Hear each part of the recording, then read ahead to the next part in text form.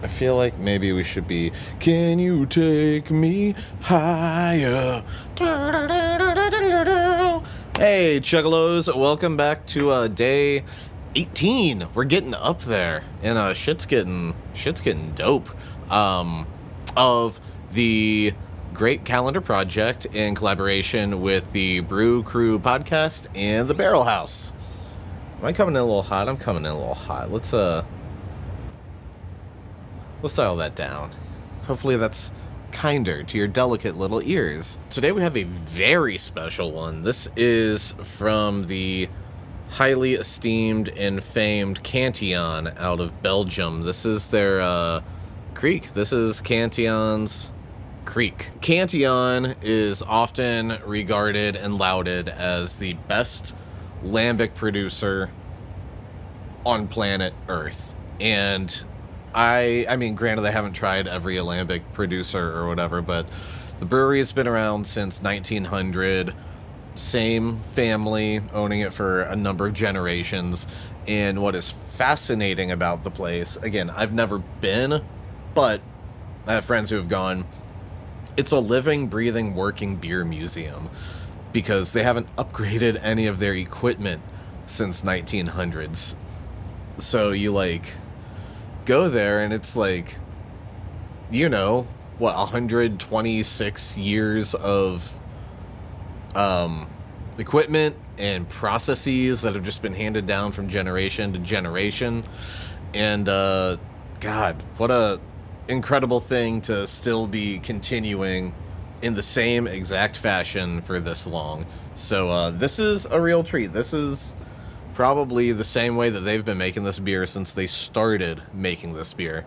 And so Lambic is a sour style of beer, notably brewed with stale hops. They're intentionally using very, very old hops in it. And particularly at Cantillon, they're not fermenting these on a stainless steel, whatever. They're fermenting these in, it's called a cool ship, which is just kind of like an open air vessel towards the top of the brewery. Local microflora are what ferments this. So it's truly wild ale. They're not pitching yeast that they bought from White Labs or whatever. This is as authentic as Lambic gets. And it is a very rare treat in general that we see Cantillon on our shelves. Even more rare that we see them in kegs. We get maybe one Cantillon keg every 2 years. They're very highly sought after. Because, I mean, think about it. This brewery hasn't really expanded production capabilities either. They're not buying bigger fermentation vessels. They have what they have and have had for years, right? So then maybe brew more than they used to keep up with demand, which is great. But I mean, there's only so much a small facility can do. And the fact that, a 5-gallon keg of it made its way to Ohio in the first place is bonkers. And the fact that it made it to Dayton, Ohio, into the Barrel House is just insane. We were actually saving this keg for our 8-year anniversary party, but I wanted to do something really, really special for the calendar project, and this is one of the really, really special things. In fact, I don't know if anybody noticed, but I was freaking the fuck out day of the build, because this is one that I saved. This is one that we bottled during the build event, right? And I could not get the keg to tap. We almost had to nix this from the program. But I got the kinks figured out and everything, and here we are. So I've been recording for 5 minutes already, and I haven't even fucking opened the beer. 3, 2, 1, fly. I can smell the funk from here. Ooh, I love that color. Is it gonna fit? Let's fucking go. Just looking at it, it is murky. It's got this musty cherry looking color to it. Definitely pick up the acidity on the nose. It's got that kind of vinegary scent. And some cherry. The cherry's actually coming off on the nose at least a little sweeter than I expected. It doesn't smell like it got completely fermented out, you know? Like, it smells like it's retained a little bit of that cherry juice quality. I love this. I love you. So on the first sip, you do get it in the clackers. God damn it, Kate, that is so good. Hits the clackers, but it's not, like, aggressive. Like, the Branch and Bone was aggressively sour. This feels a bit more restrained, you know what I mean? And it's definitely balanced with some of the sweetness. I mean, sour is definitely the dominating factor here or whatever, but there's certainly some sweetness in there that balances it out. Also some nice, like, slight oak tannin going on. Other thing about Cantillon, everything is barrel-aged. Everything is fermented in a barrel because well, that's how they've been doing it for, you know, 100 whatever years. On the deep finish, I do get some almost like cherry pie kind of cherry. Not sweet like a cherry pie, but it's like a tart cherry. I don't know. You can tell they're using actual for real fruit, and they Matt covered this in his video, but yeah, I mean, all organic since before it was cool to be all organic, you know what I mean? What I love about Cantillon is, like, yeah, it's funky, but it's not like a funk fest, you know? It's not downtown Dayton in the middle of the summer and you got Freak Bass up there doing their thing. There's so many different layers to the flavor. It's another one of those beers that's super complex without being in your face about it, right? So you do have the vinegariness, you do have just that fucking sweet tart, almost like Warhead, kind of candied sour, but it's not crazy sweet, like it's candy for adults, you know?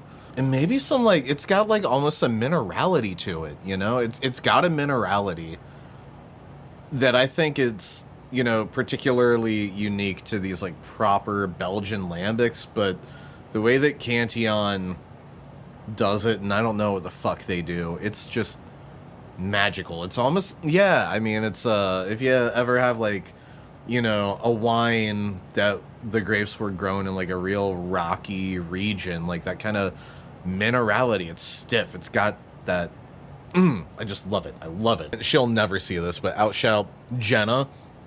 She is my rep, my sales rep for Six City Distributing, who handles the Lime Ventures import portfolio, which is where most of the, like, crazy imports from this calendar came from. She pulled us a huge favor grabbing this keg. So outshouts to you, Jenna. Thank you. Oh yeah, I fucked up and I left my little web camera adapter. I was gonna do like a whole production with, like, you know, 2 cameras and the mic and everything. But I fucked up and forgot that. So instead I'm recording the audio into Logic, which means I can do all kinds of goofy shit with the audio. Like this.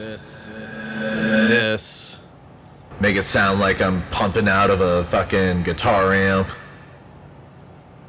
So that's fun, you know? Alright, this video's dragging on. I'm not rushing myself through this beer. So, I'm mad I watched your video. Obviously, I've referenced it now a couple times. But I'm giving this motherfucker a 5 out of 5. This is, in my humble opinion, the top of the mountain, like... When this is the beer that other lambic producers want to achieve, you know what I mean? So yeah, cheers to fucking Cantillon, and cheers to you Chuggalos. I hope that y'all enjoy this as much as I do, and yeah, see you tomorrow for something else. Love you, bye. Mwah. All right, assholes. I never fucking, oh golly, I never did day 17, so I have to do a double shot. What could it be? Weird. Oh, what could it possibly be? Oh, how strange. Oh man.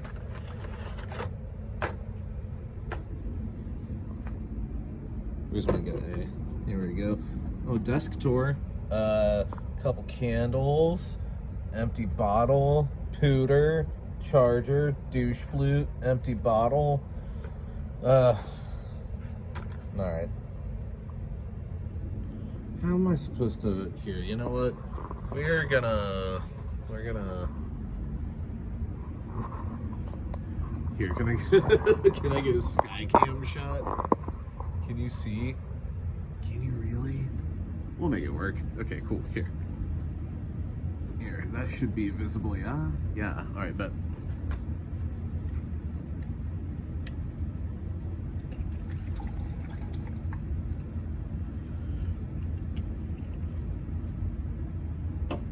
Fucking terrible idea.